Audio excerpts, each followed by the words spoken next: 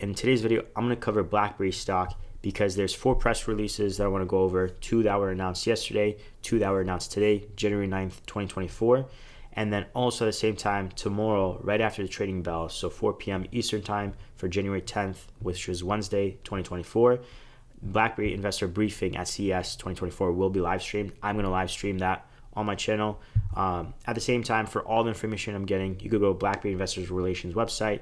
You could register to listen in if you want to register, or at the same time, look at the press releases yourself and read through them. And like always, the financial reports as well from past quarters and current fiscal year quarter could be all pulled up from this BlackBerry Investor Relations website if you want to pull it up yourself.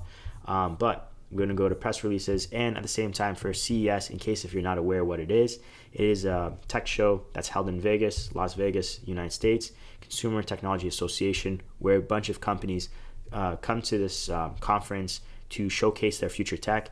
BlackBerry is one of them, and it runs from January 9th to January 12th, every year in January, by the way, but this time is January 9th to January 12th, 2024, and BlackBerry's there as well, like I stated, and they will have their investor conference, like not a conference call, but let me see, what is it? BlackBerry investor briefing, again, tomorrow, 4 p.m. Eastern time, which is right after the closing bell. And again, I'll be streaming that tomorrow. But let's get to the press releases. And before I do, actually, I will go over the stock as well towards the end. I will just show that what we closed it at. So we closed at $3.31. After hours, this is at $3.28 US, by the way, I should clarify. And it is January 9th, 2024. I'm going to just go over some basic technicals, because one thing I kind of see, so I just want to show that. And to go to press releases, again, just go to BlackBerry Investors Relations website, click on the tab, and you can pull them up. We had 2 that was yesterday, January 8th, and 2 for today. Some big ones, actually, in my opinion, so it's pretty good. We'll go to first the top and then go straight down. We have first Mobility and Harmony, MIH Consortium. Foxconn initiative selects BlackBerry IVY to power its next generation electric production vehicles. Pretty good stuff. BlackBerry IVY to serve as a middleware software platform powering the Alliance EV connected services. So you might be asking, what is MIH Consortium? So right about here in the bottom, it mentions it. Hon Hai, hopefully I didn't mispronounce it, Technology Group Foxconn, a global leader in smart manufacturing, introduced MIH, its software and hardware open platform for EVs, in 2020 and initiated the formation of the MIH consortium in 2021. Foxconn aims to position MIH as the Android system of the EV industry, which is pretty awesome. Foxconn is a major supplier, and they do a bunch of automotives. They actually build, I think, 3 vehicles themselves in their production plants for other automakers. I know Fisker is one of them, but I think BMW has one of them. There's a couple, 2 EV companies or something, but like there's a BMW model, something like that. I haven't looked into it. That's actually my fault. I should have looked into it. But I do know that they build at least 3 vehicles from their production, or it might be confusing with another automaker. But the good thing is, though, they're trying to make an Android system of the EV industry, so that is beneficial. Foxconn is innovating automakers, manufacturers, and supply chain partners to join the MIH to collaborate.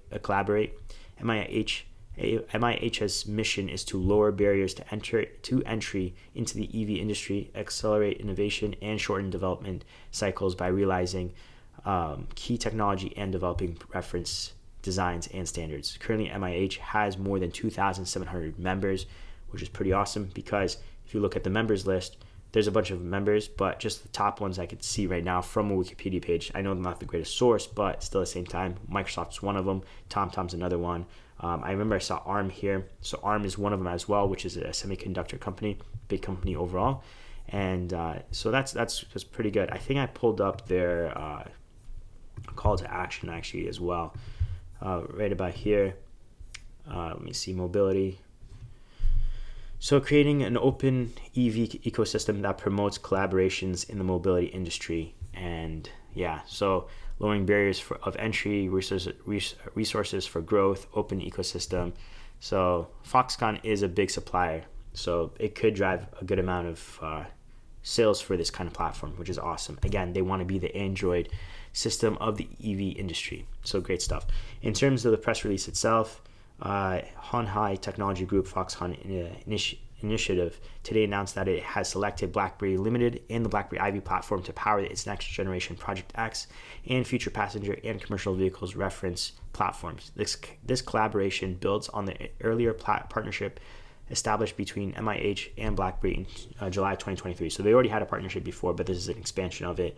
Deploying Ivy in its vehicle digital cockpit will help MIH vehicles with a rich suite of applications for real-time monitoring of the vehicle's health and performance. This will offer fleet operators and drivers initiative insights for effectively managing operations, improving self-driving safety, lowering business risk, and optimizing asset utilization. We are extremely excited by this collaboration with BlackBerry Ivy, as it will provide our electric vehicle platform with scale and the ability to accelerate development and initiative for EV and mobility marketplaces. Ivy gives us the middleware foundation to realize our vision of the open ecosystem, where we have continuously provided new experiences and services over the life cycle of the vehicle. Ivy allows us to offer out-of-the-box fleet management capabilities in our vehicles powered by the AI-generated fleet insights. These solutions extend well beyond traditional telematics data, eliminate the need for unreliable and costly companion devices, and increase the vehicle's operational efficiency in the very cost-effective manner, said Jack Cheng, CEO at MIH. Vito, SVP and General Manager of BlackBerry Ivy, commented, "We are very pleased that MIH has selected BlackBerry Ivy platform to power its electric vehicle platform.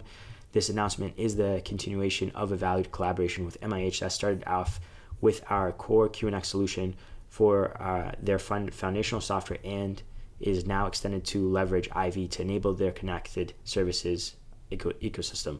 We look forward to working with the MIH consortium and ecosystem to add rich services to the MIH platform and the broader EV and mobility marketplace."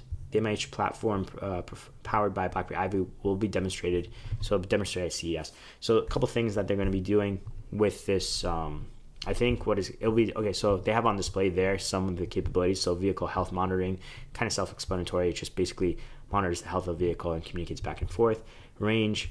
State of health of the battery, estimates and all stuff. Driving score. So as a driver, I'm not a big fan of this, but in terms of service it can provide, it's awesome. It can be monetized and all that stuff. Driver scoring, evaluations, driving behaviors and patterns to encourage safer driving habits and reduce the fleet operators' risk and cost. Vehicle security analysis, utilize advanced cybersecurity measures to assess vehicle cybersecurity strength, protect against threats, and ensure the integrity of vehicle operations. This is important. Technically, regulation might step in at one point and almost make this mandatory, hypothetically, whether it be BlackBerry or somebody else, but BlackBerry being in the game for quite some time and potentially being the only one that's maybe serious in a way, could help out, right? So there's that. I'm sure there's other companies that do this, but I'm just saying, like, in my opinion, I think this is the top one out of all companies that does this. So there's that. Now, that's some great news in my opinion. And again, that incorporates BlackBerry Ivy. Now we have Stellantis. If you're not aware, Stellantis is an automaker, and it's the fourth largest selling automaker as of 2022 in terms of sales. So that's quite a bit. In terms of brands that they have under them, these are all the brands they have a lot under them, right? Chrysler, Alfa Romeo, Fiat, Jeep, Ram, Maserati, so on and so forth, Dodge, Peugeot, and all that stuff. So we got that automaker, fourth top largest selling in the world. So quite a bit of vehicles. Stellantis, BlackBerry QNX, and AWS launch virtual cockpit transforming and in-vehicle software engineering. Now, the reason why I'm kind of excited about this, because at the same time, this does not incorporate BlackBerry Ivy, but Stellantis has already worked with Amazon in the past in terms of in their vehicles. A couple things here and there. And also in the press release, it mentions that they've worked with AWS / Amazon as well in the past. Plus, we're incorporating BlackBerry now. I kind of feel like at one point, Stellantis might be using BlackBerry Ivy in the future, just because, again, BlackBerry Ivy is supposed to bring in additional revenue as well for the automakers too at the same time.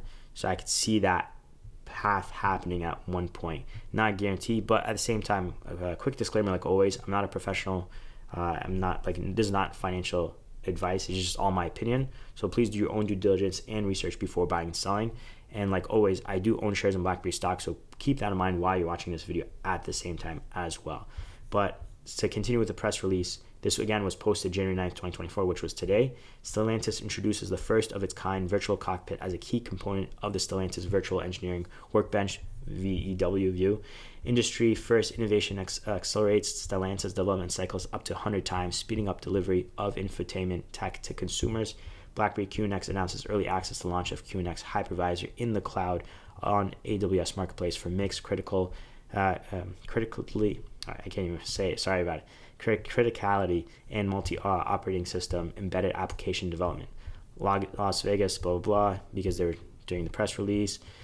Led the creation of the world's first virtual cockpit. It's basically saying the same thing, but essentially, they're accessing the QNX hypervisor via AWS Marketplace, right? Which enables Stellantis to include a virtual cockpit, high-performance computing, HPC simulation into a cloud environment.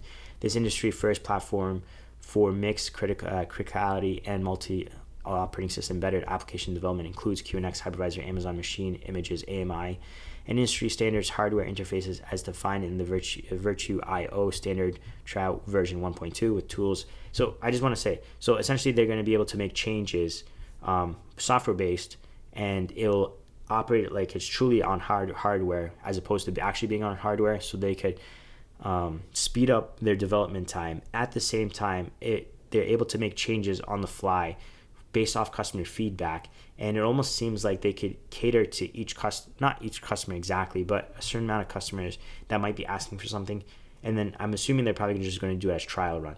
So that's pretty awesome. I'm more excited about the partnership that they have together that is growing over time, and if that's the case, them being the fourth largest automaker based off sales, and then them potentially using BlackBerry Ivy in the future, and hopefully that revenue growth comes in pretty dramatically. That's, to me, is exciting stuff. So you could again read the press release, but it's essentially saying that overall, not the BlackBerry Ivy portion, but in terms of being able to increase the development time for changing updating the software based off software runs versus hardware runs, and then be able to change it over cloud pretty quickly towards a customer, hypothetically, right? I wouldn't assume it would just be one customer. Again, it would be like sample sizes and all that stuff. Now, the next press release is basically for the sound aspect. BlackBerry launches QNX Sound, the complete audio and acoustics innovation platform for software-defined vehicles. QNX offers an unparalleled software platform for innovation in audio-based entertainment, comfort, communications, and safety features, unlocks new revenue opportunities for automakers. This was interesting because when I saw unlocks new revenue opportunities for automakers, I'm curious what they're going to end up doing. But I'll just read a little bit glimpse of it and then essentially just share the most important parts. But today announced that the launch of QNX Sound, an innovation development platform that decouples audio and acoustic software from the vehicle hardware to give audio designers and engineers complete creativity freedom to deliver new and exciting in-vehicle sound experiences. QNX Sound enables automakers to consolidate all audio and acoustic functions seamlessly and cost-effectively within the main software stack of the software-defined vehicle architecture using pre-integrated and pre-tested core technologies. This includes a complete out-of-the-box library of automotive acoustics functional modules for telephony, safety alert, noise reduction, sound effect, media playback, etc. The software foundation not only provides more control over the quality and functionality of these services, but also includes advanced tuning tools with a graphical programming interface that unlocks endless signal processing creativity. For the first time, this offers an entirely software-driven foundation for automakers to explore new audio-based services and collaborations with technology companies and multimedia content providers to bring new value-add features into the vehicle, opening new opportunities to create new revenue streams from the activation of optional features, or to upgrades from base audio to a branded premium level as an on-demand or subscription based. So essentially, it just elaborates more on that. It's good for revenue based and all that stuff. The only downfall, again, this brings in subscription based. For essentially stuff you already have in the vehicle, it's good and bad, right? It's good for the company, but in terms of the consumer, it's not that great. So that's one thing, but good to see that they're expanding in terms of what they could offer, so on and so forth. So that was posted yesterday in terms of QNX Sound, and then this is essentially just next gen QNX announcement, January 8th, 2024. BlackBerry QNX announces general availability of QNX SPTP 8.0. It's scalable, high performance foundation for next generation automotive and IoT systems. Features 5th generation architecture with state-of-the-art safe and secure microkernel, advanced tooling, and cloud and enablement to the future-proof mission-critical embedded systems design. The best thing that comes with next generation, usually, especially with QNX, it's more efficient. So if it's more efficient, because QNX is essentially efficient for the most part, from my understanding from it at least, and if that's the case, then it will put less. It'll make the system run less hard hypothetically, so then you could push the system even further if the task is lowered hypothetically. So there's that benefit. And then in terms of security, it looks like they've increased the security for the microkernel, which is awesome. So that's even better. So when it comes to systems that others need to rely on, they could choose BlackBerry in terms of QNX. So that way they know it's secure, and if it's more efficient, it's perfect. Most times they have it running fully in the background as protection, so that's good. So that's essentially what it is, just announcing the next generation. Okay, so now looking at the stock, we closed at $3.31 on January 9th, 2024. And like I stated before, this is just high-level tech stuff. It's not in-depth, but we had a downward trend resistance line that acted as support dating back since 2008. I know past performance does not dictate future performance, but we've seen multiple times where it pretty much still affects it nonetheless. So for example, right here is 2018, right? And this was 2008, so 10 years later, and it still acted as resistance. And then right about here, it's 2022, acted as support, 2021 acted as support, and then acted as support right here in 2023 as of recent. So it could hold up. It's not guaranteed, but it's possible. And then right about here, we had the pandemic drop, which every stock was dropping, but we went lower than the current support level that I'm predicting hopefully is support, hopefully. But yeah, we went to $2.60 or $2.70, give or take. And then the support levels on the low $3 price point, so $3.11, $3.12, give or take. And like I stated in the second last or third last video, we were at some point right about here. We could go lower, and we are still going lower. And the low point is the low $3 price point, again, standing at $3.31.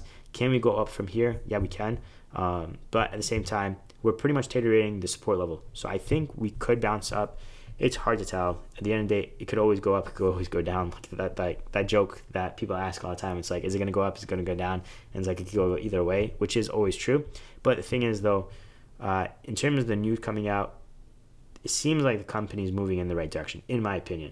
Because with that Foxconn partnership, even though it's like essentially a renewal, like not renewal, but an addition, it's moving in the right direction, right? That addition is with BlackBerry Ivy, Stellantis being massive, and there was like breadcrumb connections back and forth, but at the same time, these are good moves. It's going to take some time. That is the unfortunate part, unfortunately, which is it's like a broken record for BlackBerry. It's just more time all the time, but it seems like they're moving the right track. It just takes time, and hopefully the revenue comes in. You could be saying the next earnings, so essentially what will make the stock go up, right? It could be some random good news that comes out in terms of partnership, which would be great, because then essentially, yeah, this was about the great time to enter hypothetically. Again, this is all hypothetical.